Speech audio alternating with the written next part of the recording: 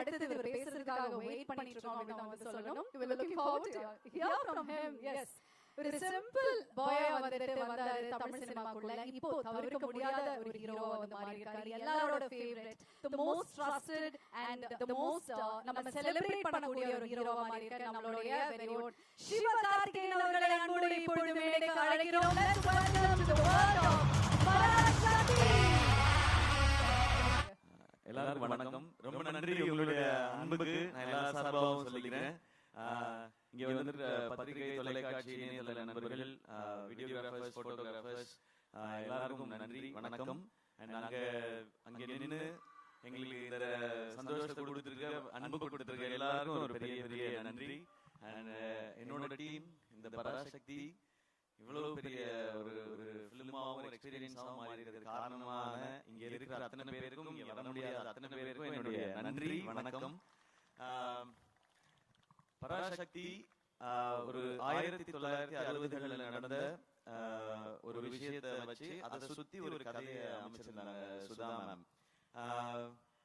இந்த படம் பண்றதுக்கு மிக முக்கியமான காரணம் என்ன அப்படின்னு கேட்டீங்கன்னா, இந்த கதை அப்படின்றத தாண்டி ஃபர்ஸ்ட் ரீசன் வந்து சுதா மேம் தான். அவங்க தான் ஃபர்ஸ்ட் ரீசன். ஏன்னா அவங்க இந்த படம் பண்ணலாம்னு சொல்லும்போது பண்ணலாம், அதுக்கப்புறம் தான் நான் பண்ணலாம் முடிவு எடுத்துட்டு தான் இந்த ஸ்கிரிப்டை படிச்சேனே நான். ஏன்னா அவங்க எவ்வளவு மெனக்கெட்டு இருந்தாங்கன்னா, இந்த படத்துக்காக கிட்டத்தட்ட ஒரு 4-5 ஆண்டுகள் இந்த படத்துக்காக அவங்க வின் பண்ணிருக்காங்க. சோ நான் இந்த கதையை தெரிஞ்சுக்கிட்ட பிறகு இதை பத்தி நான் எதுவும் ரிசர்ச் பண்ண வேண்டிய அவசியமே இல்லை. 4 வருஷம் கிட்டத்தட்ட ஒரு டிகிரியே முடிச்சிருக்காங்க. இதுல ஒரு UG PG எல்லாம் முடிச்சிருக்காங்க. சோ அவங்க என்ன சொல்றாங்களோ அதை செஞ்சா போதும்ன்றதுதான் இருந்தது. இதுல இந்த படம் பண்றது ஒரு பெரிய சவால் எல்லாருக்குமே. நடிக்கிறதா இருக்கட்டும், இந்த கேரக்டரை ஏத்துக்கிறதா இருக்கட்டும், எல்லாரும் இந்த சவாலுக்கு தயாரா இருந்தோம். மேமுக்குமே இது ரொம்ப சேலஞ்சிங்கான ஒரு விஷயமா தான் எடுத்து பண்ணிருக்காங்க.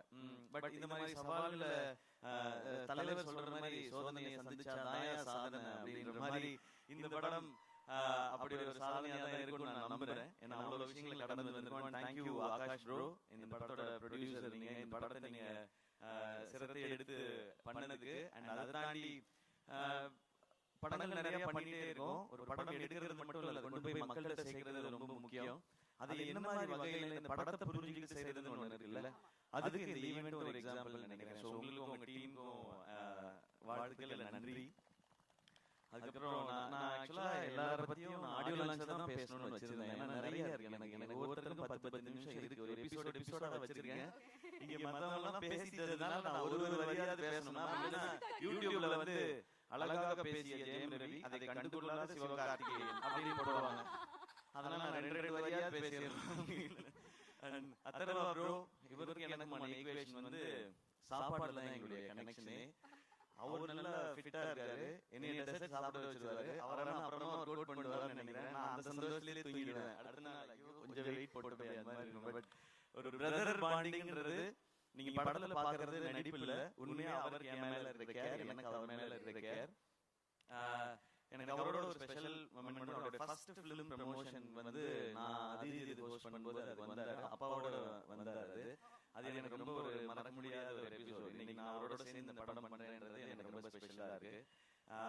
அண்ட் மேம், உங்களை பத்தி இதுக்கு மேல நான் சொல்ல போறதில்ல, ஆனா நிறைய இருக்கு. எபிசோடெல்லாம் வச்சிருக்கேன் நான் ஆடியோ லான்ச்ல. அண்ட் ரியலா வெரி ஹாப்பி. உங்களோட first Tamil film. Welcome. Tamil audience உங்களுக்கு தெரியும், இங்க வந்து ரொம்ப பயங்கரமான பெர்ஃபார்மரா இருக்கணும்னு அவசியம் இல்லை. ஆனா முயற்சி இருக்குன்னா அவங்க தட்டி தூக்கிட்டு வந்து மேல கொண்டு போய் வச்சிருவாங்க. அப்படி வந்தவங்க நாளா. So welcome. இந்த மாதிரி படத்துல இருக்கிறது ரொம்ப சந்தோஷம். கொஞ்சமா டான்ஸ் வச்சதுக்காக டான்ஸ் மாஸ்டருக்கு நன்றி. உங்க ஸ்பீடுக்கு டான்ஸ் வைக்கல இந்த படத்துல, அதுல நான் ரொம்ப ஹாப்பி.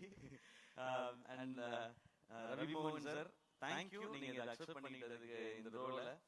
ஒரு ஹீரோ வந்து ஹீரோவா ஒரு கதை கேட்டு இந்த கதை ஓகே, இந்த கதை இல்லைன்றது டெசிஷன் எடுக்கிறது ரொம்ப ஈஸி. ஆனா ஹீரோவா சக்சஸ்ஃபுல்லா இவ்வளவு வருஷம் பண்ணதுக்கு அப்புறம் வில்லனா நடிக்கிறதுன்றது அது ரொம்ப ஒரு டஃப்பான ஒரு டெசிஷன் அது. அப்ப அவர் எடுத்து ஓகே சொல்லும்போது நான் நினைச்சிட்டது அதுதான், நீங்க படத்துல தான் வில்லன், எனக்கு நான் காலேஜ்ல இருந்து பார்த்த ஹீரோ தான் நீங்க, அப்படிதான் செட்ல இருக்கணும், இந்த படத்துல இருக்கணும்ன்றத நான் நினைச்சது. எப்பவுமே அப்படிதான் நினைப்பேன் சார். அதனாலதான் நான் ரவி மோகன் தான் ஃபர்ஸ்ட் நேம் இருக்கும். எங்க இருக்கிறதுல சீனியர் எங்களுக்கு அவர்தான். நீங்க தான் பெரியவங்க நீங்க அப்படின்னு சொல்லி ஜிவி ப்ரோ, ஜிவியோட 100 ஃபிலிம் நான் இப்பதான் சொல்லிட்டு இருந்தேன். அம்மா கேட்டாங்க, ஜிவி பிரகாஷ் 100 படம் பண்ணிருப்பா, சின்ன குழந்தையில இருந்து மியூசிக் போடுதோ அப்படின்னு இன்னைக்கு காலையில கேட்டாங்க அந்த விகடன் இன்டர்வியூ பார்த்து. ஆமா சின்ன வயசுல இருந்து ஆரம்பிச்சாமா, நான் குழந்தையா இருக்கும்போது மியூசிக் டைரக்டர்லாம் 10 படம் 15 படம்லாம் பண்ணலாமா, அதனால 100 படம் பண்ணிருப்பா, பெரிய விஷயம் சொல்லிட்டு இருந்தாங்க. உண்மையிலேயே பெரிய விஷயம். 100 படம் பண்றது இல்ல, அதுக்குள்ள எல்லா ஜானரும் பண்ணிட்டாரு அவரு. சோ அவருக்கு பாருங்க பீரியட் ஃபிலிம் பண்ணும்போதே ஏற்கனவே 1001 இருக்கு, ஒரு மதராஸ் பட்டணம் இருக்கு, பராசக்தி இருக்கும்போது அதுக்குள்ள எப்படி வெரைட்டி கொடுக்கணும். இந்த சாங்ஸ்க்கும் பிஜிஎம்க்கும் ரொம்ப ரொம்ப தேங்க்ஸ் ஜிவி. இன்னும் நிறைய உங்களை பத்தி பேச வேண்டியது ஆடியோ லான்ச்ல வச்சுக்கிறேன் வாடி. அண்ட் எல்லா டெக்னீஷியன்ஸ்க்கும் ரொம்ப தேங்க்ஸ். ஏன்னா இது 25th ஃபிலிம் ரொம்ப ஸ்பெஷல். இது 25th ஃபிலிம் ஆனது காரணம் ஆகாஷ் தான். நான் இன்னொரு படம் பண்ணிட்டு இந்த படம் பண்ணலாம்போது நான் இது 25th ஃபிலிமா இருக்கும்போது எனக்கு சொன்ன இதை விட ஒரு ஸ்பெஷல் ஃபிலிம் 25th ஃபிலிமுக்கு கிடைக்குமான்னு தெரியல. இந்த ஸ்டோரி, இப்படி ஒரு டீம் அண்ட் இந்த டைட்டில். ஸோ இது வந்து அந்த பராசக்தியோட அருள் தான் நினைக்கிறேன் எனக்கு கிடைச்சிருக்கிறது. ஸோ இதெல்லாம் அமைஞ்சிருக்கின்றது. அண்ட் வேர்ல்ட் ஆஃப் பராசக்தி 1960களுக்கு உங்களை எடுத்துட்டு போய் ஒரு 2.5 மணி நேரம் கூட்டிட்டு போய் ஒரு 2.5 மணி நேரம் உங்களுக்கு அந்த எக்ஸ்பீரியன்ஸ் காட்டுறதுக்கான முயற்சி தான் எல்லாருமே பண்ணியிருக்கோம். இந்த படம் ரொம்ப ரொம்ப முக்கியமான ஒரு பிரச்சனையை பேசும். ஆனா அது கூடவே காதல், பாசம், வீரம், புரட்சின்னு எல்லாமே பேசுற படமா இருக்கும். இந்த பொங்கலுக்கு பராசக்தி ஒரு நல்ல செலிப்ரேஷனா இருக்கும். எல்லாரும் தேட்டர்ல பாருங்க. இந்த இடத்துல உங்களுக்கு ஃப்ரீ டைம் இருந்ததுன்னா வந்து எக்ஸ்பீரியன்ஸ் பண்ணுங்க. கண்டிப்பா வரணும் அப்படி நான் சொல்லக்கூடாது. ஏன்னா எவ்வளவு வேலை இருக்கு, நீங்க கண்டிப்பா வரணும் அப்படின்னு கேட்பாங்க. உங்களுக்கு தெரியாது மேடையில பேசுறது எவ்வளவு கஷ்டம்னு. நான் யோசிச்சு ஃப்ரீ டைம் இருக்கும்போது வந்து பாருங்க. வீக்கெண்ட் வந்துருச்சு இல்லையா, சோ எங்கயாவது பக்கமா அப்படி போகும்போது வாங்க, ஓ இதெல்லாம் பண்ணிருக்கீங்களான்னு இருக்கும். எனக்கு அந்த செவர்லே கார்லாம் பார்க்கும்போது அந்த மாதிரி ஒரு எக்ஸ்பீரியன்ஸ் தான் இருக்கு. நான் அதெல்லாம் கேள்விப்பட்டிருக்கேன், கேட்டிருக்கேன். அது நேர்ல பார்க்கும்போது அதை அனுபவிக்கும் போது அது ஒரு புது ஃபீல். அது அண்ட் இந்த இடத்துல இந்த ஈவென்ட் நடக்குது சூப்பர்.